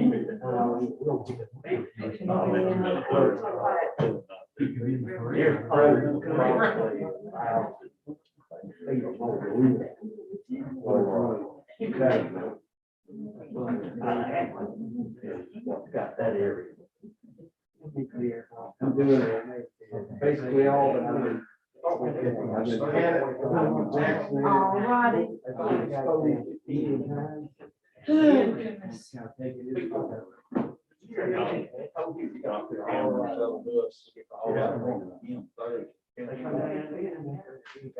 And he didn't have money, so.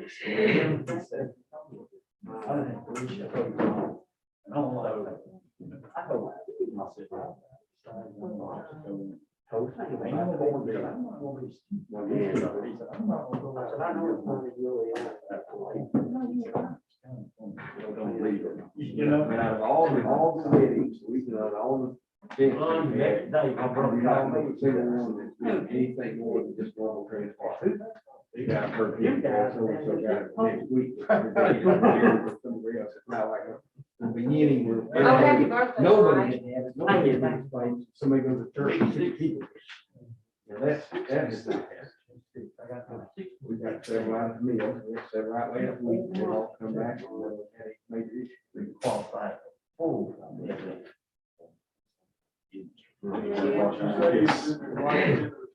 Let's go ahead and call the meeting to order.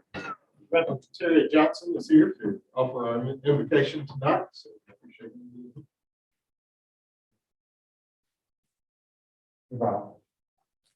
Precious Lord, we thank you for the day and all the many blessings. Lord, we come on before your throne of mercy and grace on behalf of Mayor Andrews and the council. We ask Heavenly Father that you give them the wisdom and knowledge to lead Monroe in her business and her affairs. We pray, Lord God, that you will continue to bless Monroeville as a whole. Lord God, we ask also that you will give wisdom and knowledge to each department head as they lead their coworkers. And Lord, we give you all the praise, the glory, and the honor. In Jesus' name we pray. Amen. Amen. Face the flag. Salute, pledge. I pledge allegiance to the flag of the United States of America and to the republic for which it stands, one nation, under God, indivisible, with liberty and justice for all.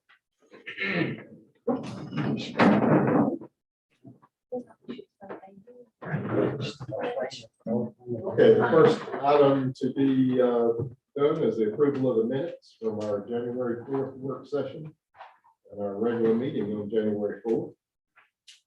I'd like to hear a motion to approve those minutes. Second by Thelma. Any discussion? All in favor? Any opposed? Thank you. Okay, the items for action, the discussion regarding the Mardi Gras parade. I believe the consensus of the council was to postpone this to the next meeting. Make a decision there, so I'd like to entertain a motion to postpone that decision. Thank you.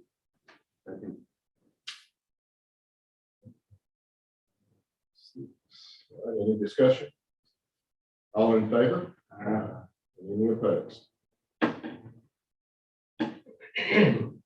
Okay, the next item for action is approval of the American Recovery Funds being used to quarterly reimburse parts of employee salaries that qualify under the premium pay $13 per hour section. I'd like to ask for a motion to approve that. I'll make a move. In a second. Any discussion? All in favor? Any opposed? And the next item, C on the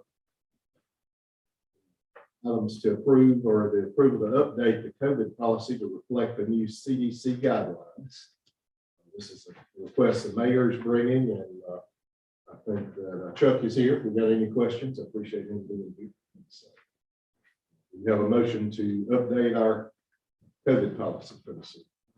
Do we have a second? Second.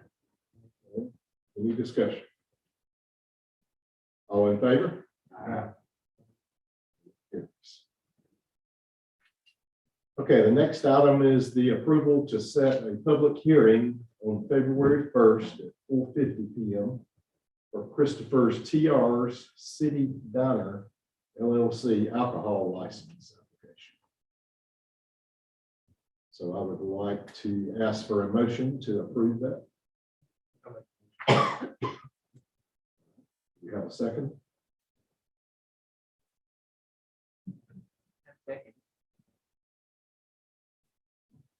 All right, any discussion?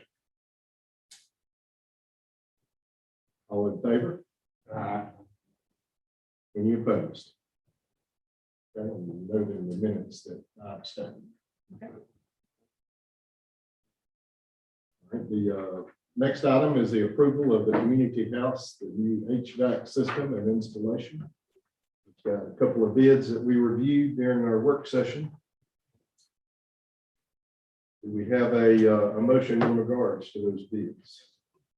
I make a motion, we accept the lowest bid for replacing the unit if funds can be available or transferred to him. So the motion is to replace lowest bid, which we covered Watson.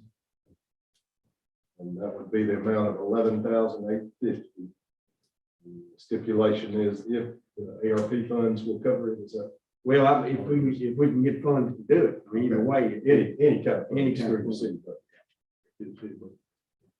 which is whatever we're gonna do, we're going to transfer something, transfer it back. I mean, it's a minimum, so.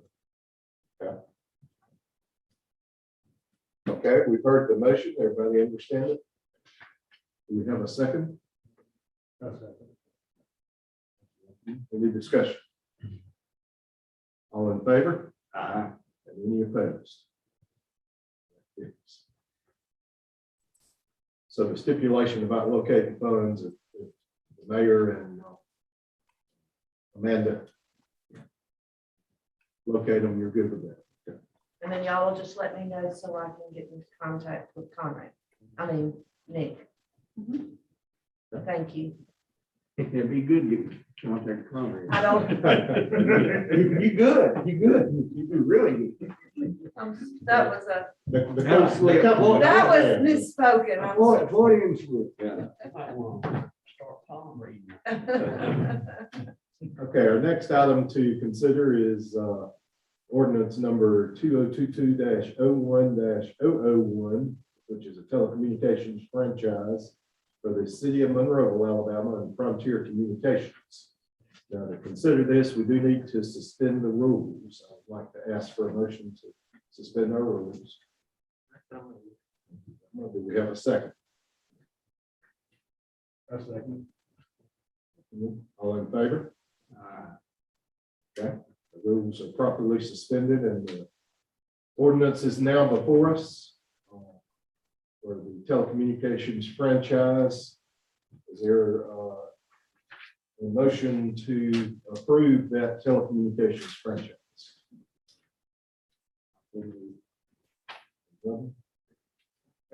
A second, Thelma. Discussion. I didn't ask earlier, is this, with approval of our consultant that's supposed to be working on this? Okay. Make sure. That's he- Mr. Fred, not Fred. Tim McGraw. Okay. I didn't want to. No, that's a singer. Not the famous. That's his name, Tim McGraw. Yeah.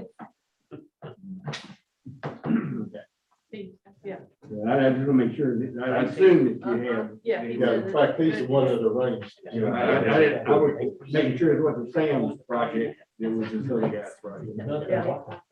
What? No, No, This is the gentleman Cameron presented that night.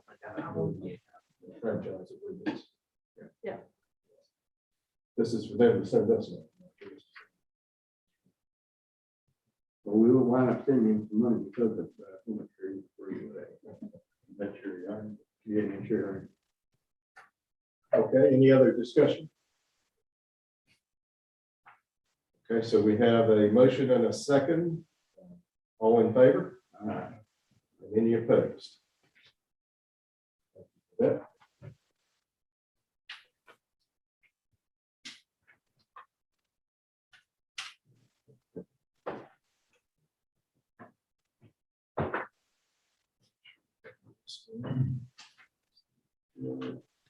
All right, items to be presented by the mayor and council.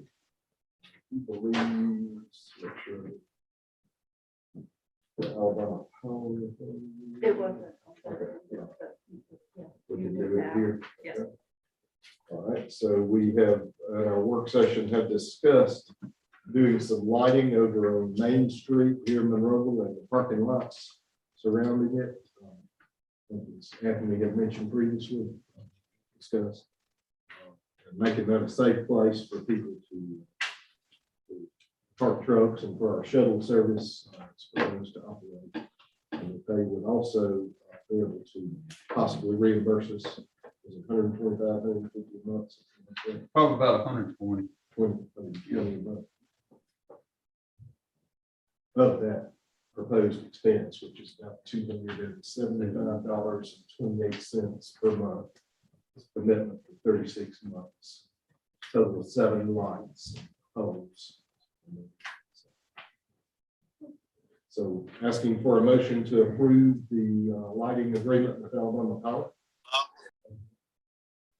I make a motion. Second. The work one's gonna come back out of this, our normal lighting, Go up. our normal lighting bill. Yeah, yeah. Mayor, did you have discussion on this item?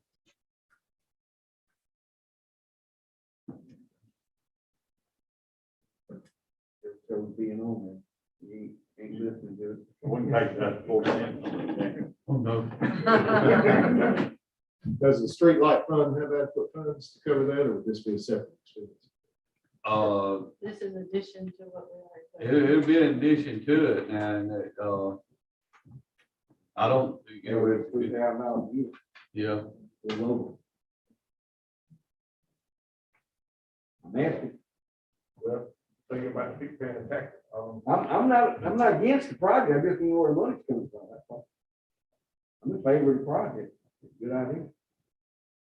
you know, the 7 cent already takes care of some of it, and then the rest of it comes out of general fund. We've already had an increase this year in the lighting budget already. The lights are gonna cost me 13,000, something like that. This would have to come out of the 7 cents, because the other ones are like beautification, Yeah, the other lights. Because this would be on the street, you know, that main street, it have to come out of, which we already appropriate so much from the general fund to cover those. What we don't get from the state. So what fund are you suggesting? The 7 7 cents. cents. Pretty much in the past, if we've ever went over, the general fund had to cover what we didn't get in from the state. Well, that cost, if the shuttle service does what they said it would do, it'd be around 156. They'll probably only get to a year, I would imagine, yeah. which is a 3-year commitment right on top. But now, you know, they probably, gonna be around for a good while. So once they start with a company, they, you know, they stay with it. They got a nice company and a big company. Okay, any other discussion on the lighting? Okay, all in favor? Aye. Any opposed? Thank you. No. Could, quicker we get that contract signed off on and get it back, because it's gonna take them a couple, maybe 3 weeks to get the materials in and get it scheduled to be done, so, you know. I just have to email it to the mayor and it's up to. Okay. Yeah. But she said the quicker we can get it back, the quicker they can get started on it. We are seeing supply chain issues and shortages.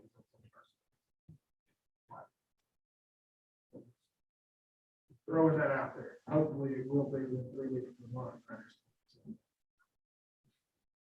I've noticed a lot of the LED lighting just got there at the city, so it looks nice. I rode around the other night. It was good. These, while I asked on that subject, these random ones that are missed.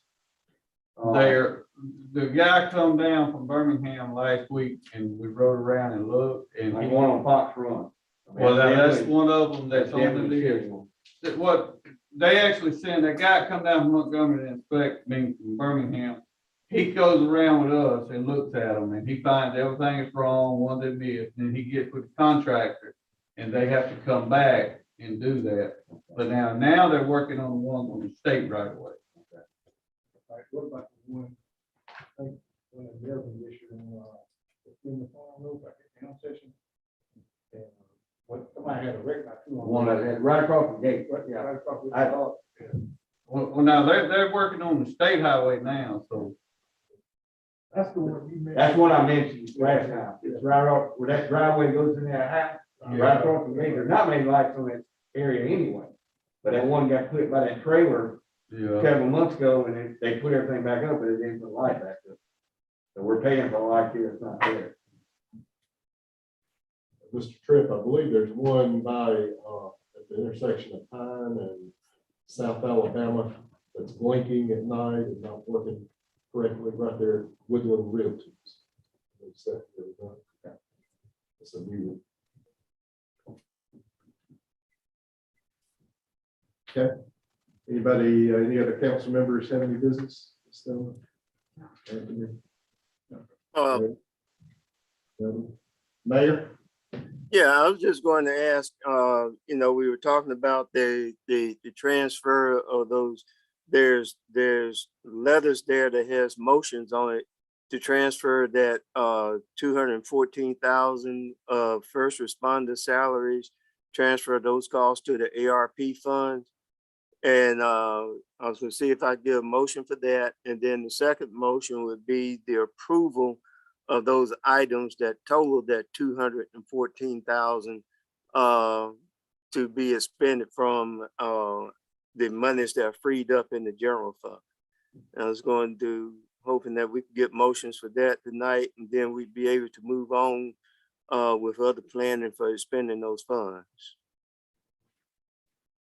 Okay, so we'd be asking for a motion to transfer approximately 215,000 from the ARP funds to the general fund. Now, it's the other way to transfer the expenditures for the salaries of the first responders from the general fund to the ARP fund. And that's allowed under on the letter there. I think you identified the section of the ARP Act that allows you to do it, and also the Attorney General's opinion. And then the second motion would be to allow us to use those funds. That's that 100,000, the money for the Literary Festival, for the food bank and those others. That allows us to make those expenditures from the general fund.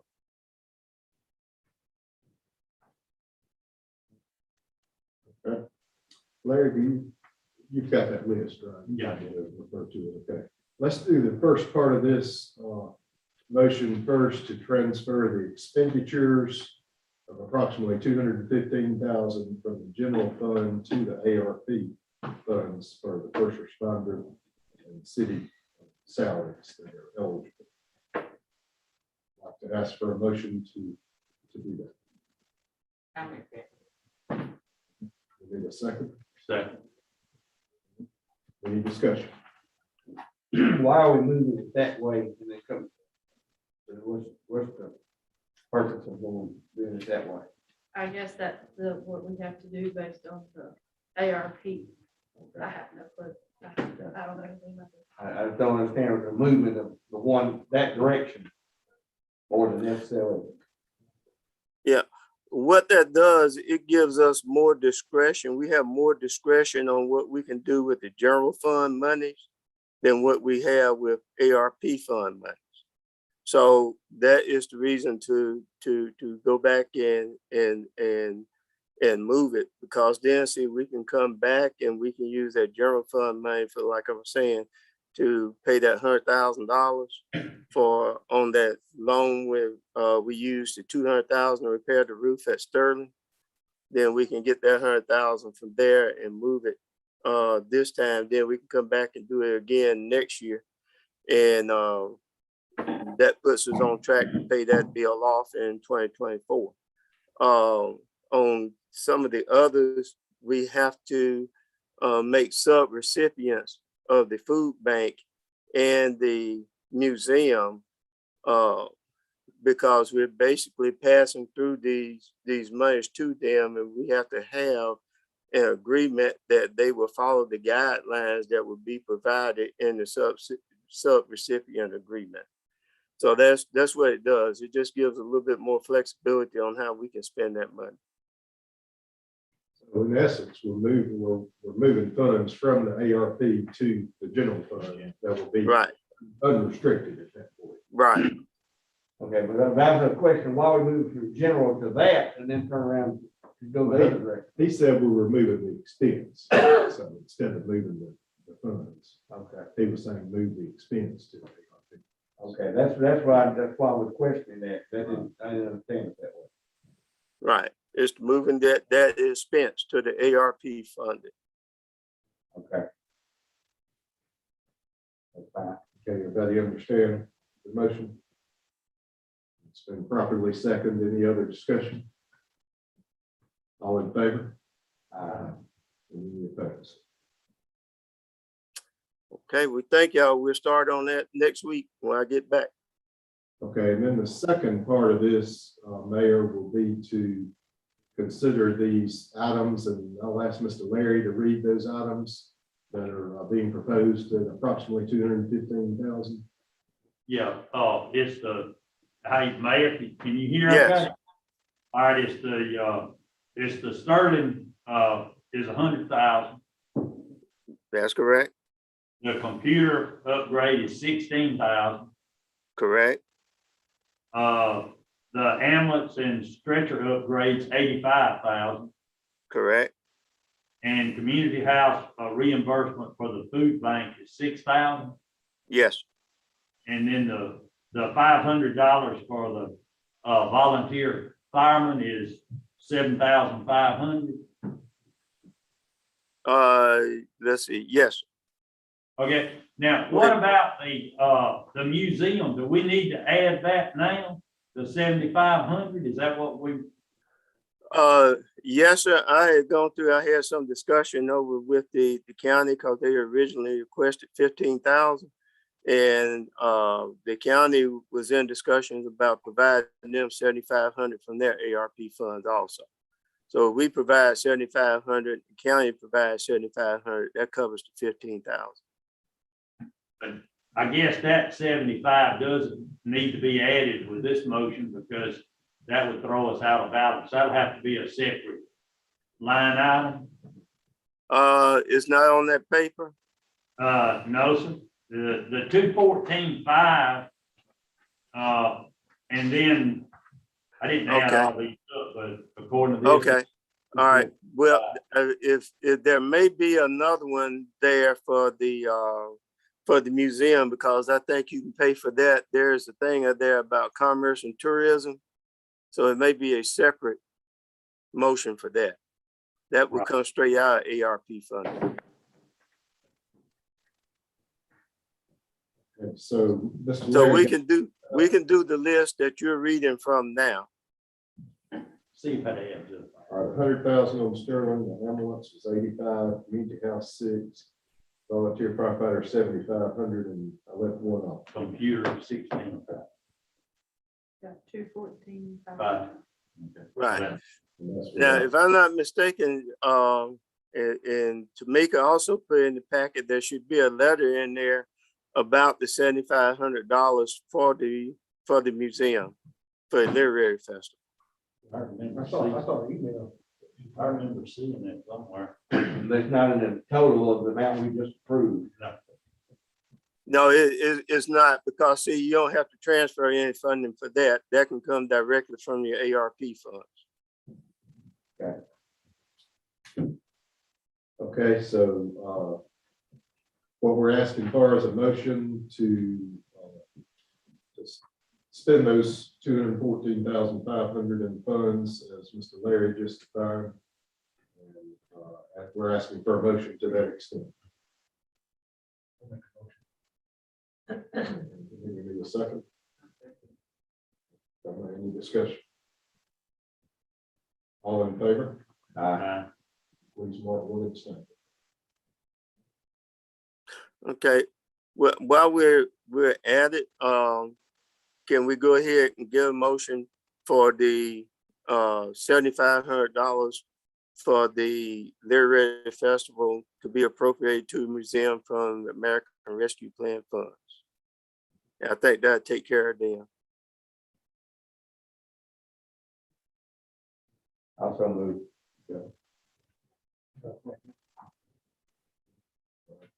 Motion to support the literary festival in the amount of $7,500.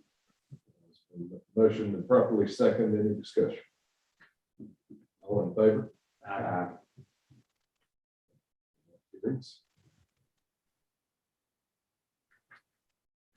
Any other business by mayor or council?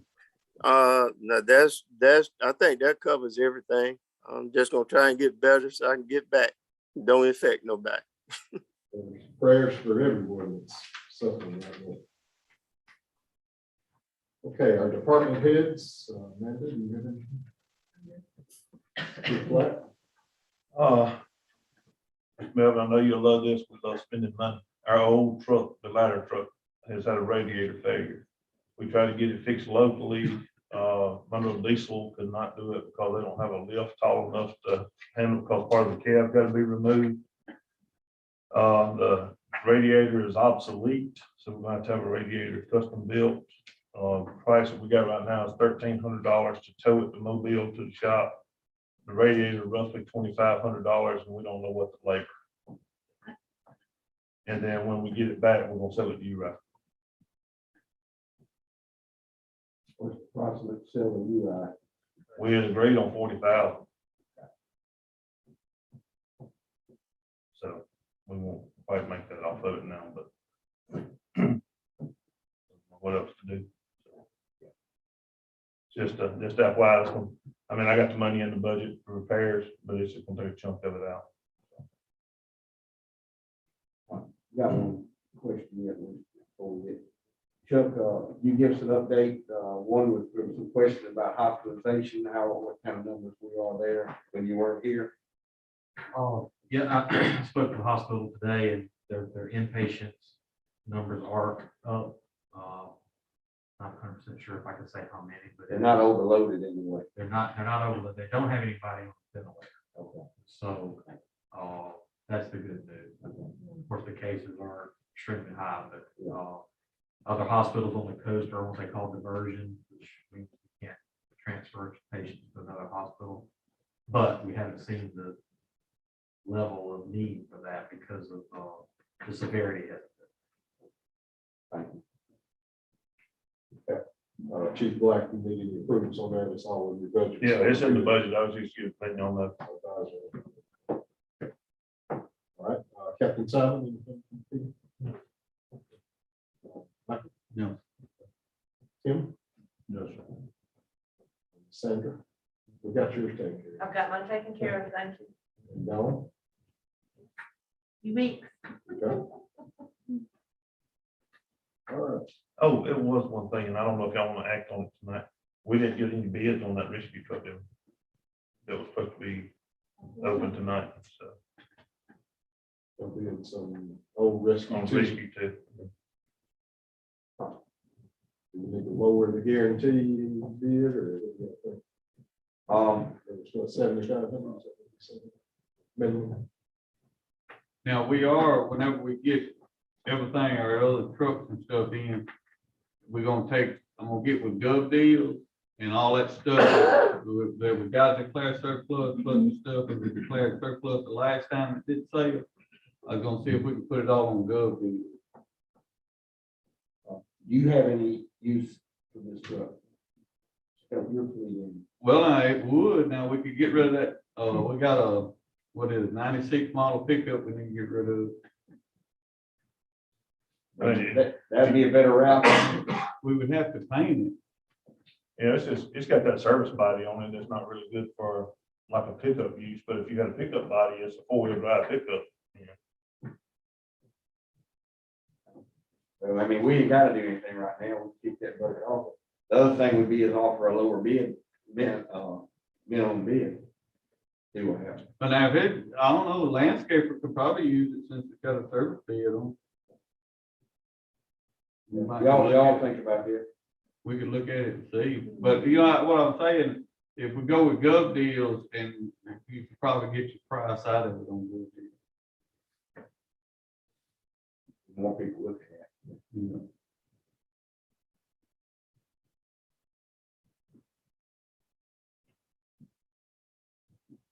Is that a representative from Mr. Scott's company, Tri-State? Recognize you for anything? No, just want to let you guys know that, we're here, we assist with the American Rescue Plan. And, as the consulting helpers work with the mayor and you all, and, if they have, any other needs, then we're here for it. I'm sorry, my name is Barry Moore. I represent, Tri-State, Mr. Williams. Okay. Thank you, sir. Appreciate you being here. I think we got most of the relevant motions passed tonight. The mayor was trying to get those. All right, that's all our business. I'd like to entertain a motion to adjourn. Make a motion, we adjourn this meeting of Monroe City Council, January. Second. All in favor? Aye.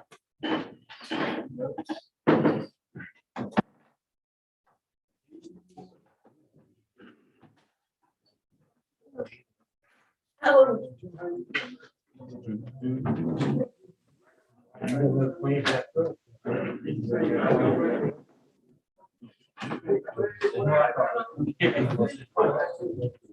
of looks like